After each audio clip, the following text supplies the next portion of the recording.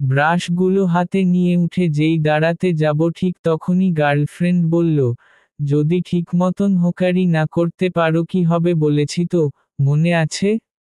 আমি হকারদের মতন হাতে ব্রাশের পাতা পেঁচিয়ে বললাম, হ্যাঁ হ্যাঁ মনে আছে। কিছুটা সময় নিয়ে ভাবতে লাগলাম কিভাবে লোকাল বাসে হকাররা হকারি শুরু করে। তারপর ব্রাশগুলো হাতে নিয়ে হকারি শুরু করে দিলাম। ডিয়ার ভাই ও বোনেরা, আপনাদের কি দাঁতের সমস্যা? ঠিক মতন দাঁত ব্রাশ করেন না বলে দাঁতে ময়লা জমে গেছে? দাঁতের গোড়ায় পোকা হয়ে দিন দিন দাঁত নষ্ট হয়ে যাচ্ছে? মুখের দুর্গন্ধে চারপাশের মানুষের সাথে ঠিক মতন কথা বলতে পারছেন না?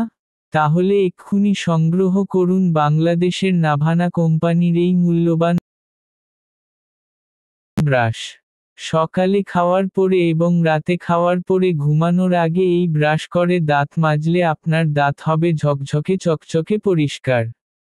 তারপর ব্রাশের পাতা থেকে একটা ব্রাশ বের করে হাত উঁচু করে সবাইকে দেখিয়ে বললাম, দাম মাত্র 10 টাকা।